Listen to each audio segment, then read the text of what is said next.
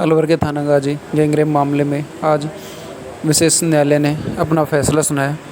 न्यायाधीश ने गैंगरेप के 5 आरोपियों को दोषी मानते हुए 4 आरोपियों को आजीवन कारावास की सज़ा व आर्थिक दंड के साथ एक आरोपी को आईटी एक्ट के मामले में 5 साल की सज़ा व आर्थिक दंड कारावास की सज़ा सुनाई। इस दौरान अलवर कोर्ट स्थित परिसर को पूरी तरह से पुलिस छावनी में तब्दील कर दिया गया।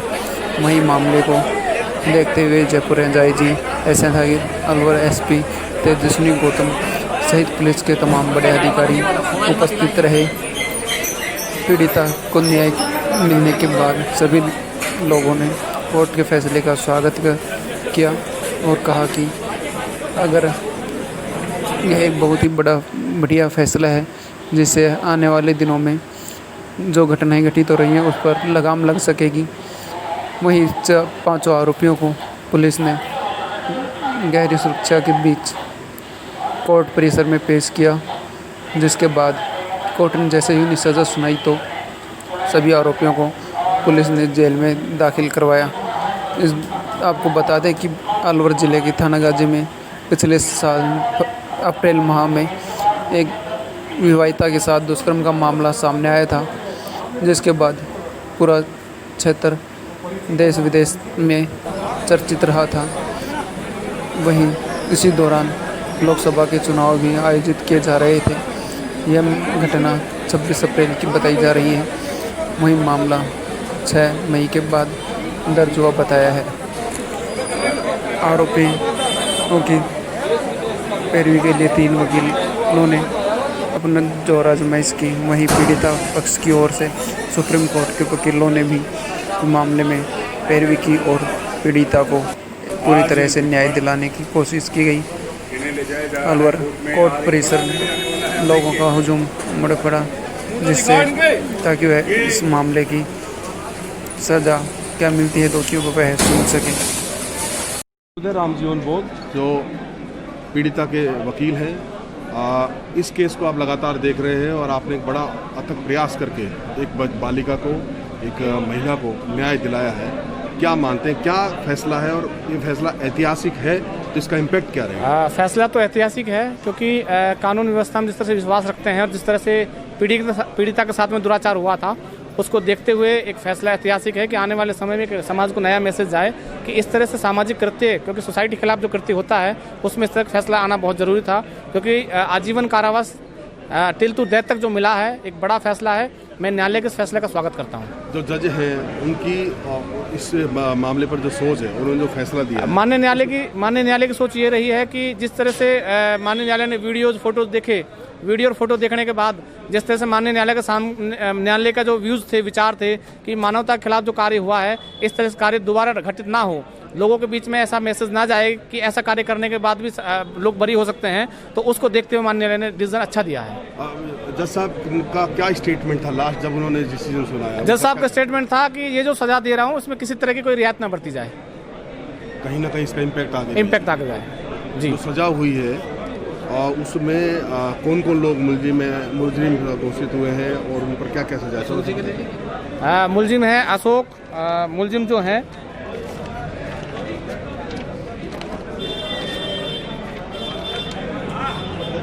इंद्राज, अशोक, छोटेलाल और हंसराज, और मुकेश को इसमें 5 साल की सजा हुई है, आईटी एक्ट में हुई है। चारों मुलजिमों को टिल टू डेथ हुआ है। मैं इस फैसले का स्वागत करता हूँ। Thank you.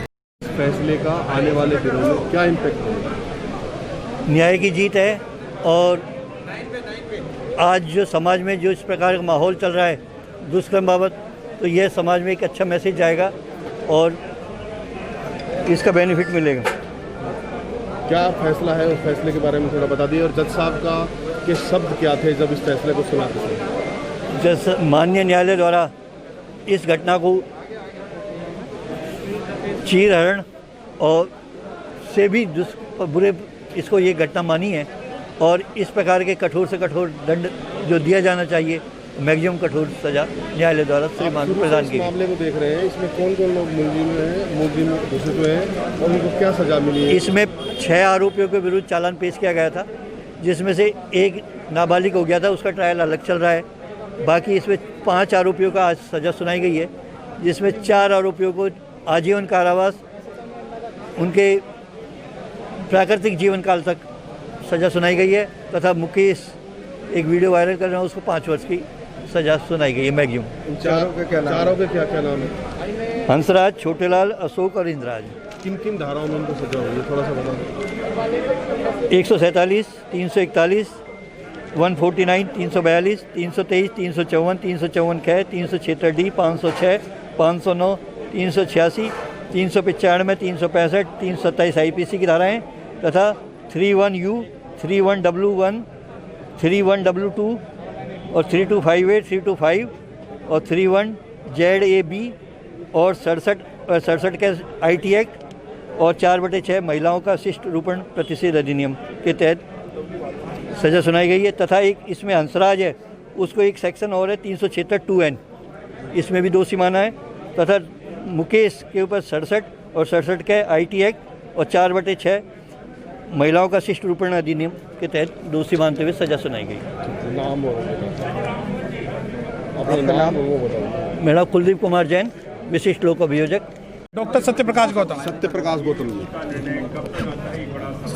गौतम जी, ये जो केस है थानागाजी गैंगरेप का जी, इसका पूरा विस्तृत एक खाता पूरा जो है उस पर अब तक क्या फैसला हुआ है और वो उसके बारे में थोड़ा। देखिए, मैं आपको इस फैसले का जो पूर्ण क्रक्स है वो यह है कि 4 दरिद्रों को इस मामले में उम्र कैद हुई है आखिरी सांस तक, और एक को जो SC/ST IT एक्ट के अंडर में इम्प्रिजमेंट 5 साल की हुई है विद 50,000 रुपीज़ फाइन। तो ये है इसमें मोटा मोटा, और पहली बार इसके अंदर जो है IPC की, SC/ST एक्ट और IT एक्ट और एक एक्ट और है उसके अंदर में इनको सजा हुई है। कौन कौन सी धाराओं में क्या क्या? देखिए, मैं बिल्कुल कैमरे पर भी दिखा दें। देखिए, मैं कैमरे पे आप नहीं समझ पाएंगे, मैं IPC के बारे में भी बात कर रहा हूँ। जो IPC के सेक्शन है वो सेक्शन 147, जिसके अंदर 2 साल की सजा हुई है, 500 रुपये का फाइन हुआ है। और IPC का 341 1 मंथ की इसमें इम्प्रिजमेंट है, 500 रुपीज़ फाइन है। 323 1 month imprisonment, 500 rupees fine. 342 1 year imprisonment, 500 rupees fine. 354 5 year imprisonment, rigorous imprisonment, 1000 rupees fine. 354 B 7 year imprisonment and 2000 rupees fine. 376 main D gang rape, which define the gang rape, life imprisonment has been awarded to all the accused person till last breath, and 1 lakh rupees fine on the each accused, as well as 506 7 year imprisonment, 509 3 year simple imprisonment and with fine 500 rupees, and 386 10 year regressive imprisonment 2000 rupees fine.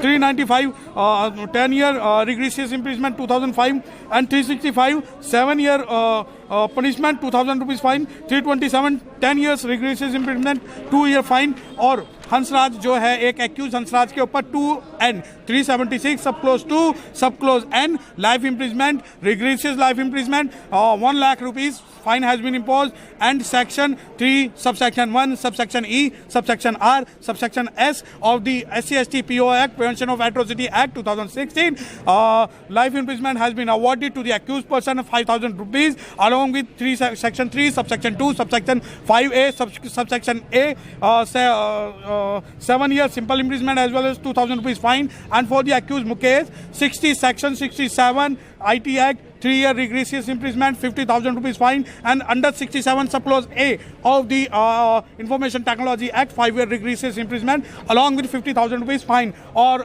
जो section 4 and section 6 of Women Indecent Women Representation Act, 2 years punishment as well 2,000 rupees fine.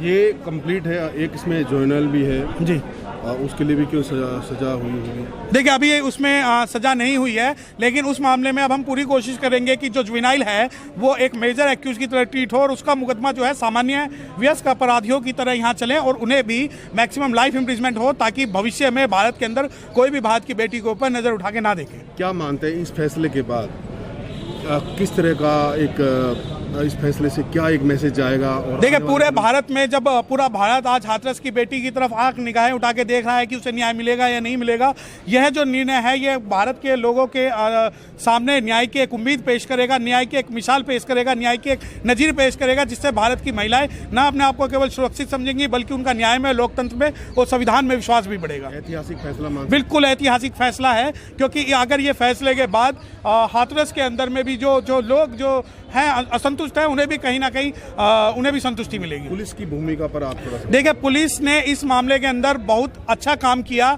और मैं ये बताना चाहता हूं कि पहले कुछ लोग जो पुलिस के थे उन लोगों ने कुछ इस मामले में टांग अड़ाने की कोशिश की और इसमें हर्डल क्रिएट किए, परंतु जो वर्तमान में जितने पुलिस अधिकारी जो शुरू से अभी तक जो लगे हुए हैं, उन लोगों ने दिन रात मेहनत करके अपने ही डिपार्टमेंट के लोगों के खिलाफ कुछ ना कुछ एडमिनिस्ट्रेटिव एक्शन लेके इस मामले में पीड़ित महिला को न्याय दिलाने की कार्रवाई की है। मीडिया की भूमिका भी बताइए। देखिए, मीडिया की भूमिका, जिस प्रकार यहाँ मीडिया चैनल है और ये अपना सकारात्मक पक्ष दिखा रहा है, जो सही मायने में आज हमें ऐसा लगता है कि जो भारत के लोकतंत्र का जो चौथा खंभा है वो न्याय का या लोकतंत्र का, वो अपने न्याय की भूमिका में बिल्कुल सतर्क खड़ा हुआ है और अपना जो पक्ष है वो बिल्कुल निष्पक्ष रूप से रख रहा है और इसे हम किसी भी जाति धर्म के आधार पर आज हम उन पे उंगली या आरोप आक्षेप नहीं लगा सकते। ये मामला जब था दबा हुआ था, लेकिन एक वकील की जो भूमिका थी, रामजीवन बोध है जी, उनकी भूमिका सामने आई और उन्होंने इस मामले को बड़ी प्रमुखता से उठाया। उन प्रोफेशन के बारे में भी आप थोड़ा देखिए, रामजीवन बोध जी इस मामले में शुरू से लगे हुए हैं, शुरू से हम भी रामजीवन बोध जी के साथ लगे हुए हैं, क्योंकि चाहे थानागाजी जाने का मामला हो, चाहे यहाँ आने का मामला हो,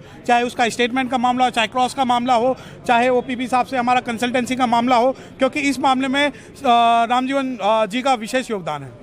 वकालत जो वकीलों की भूमिका उस पर बताइए। देखिए, वकीलों की भूमिका में अगर मैं रामजीवन बोध जी और जैन साहब की बात करूं तो इन लोगों ने बहुत ज़्यादा इसमें योगदान दिया है और हमारा कहीं ना कहीं अप्रत्यक्ष रूप से कानूनी निर्णयों के आधार पर जब हमने अपना पक्ष रखा तो हमारे जज साहब जो हैं उससे सहमत हुए।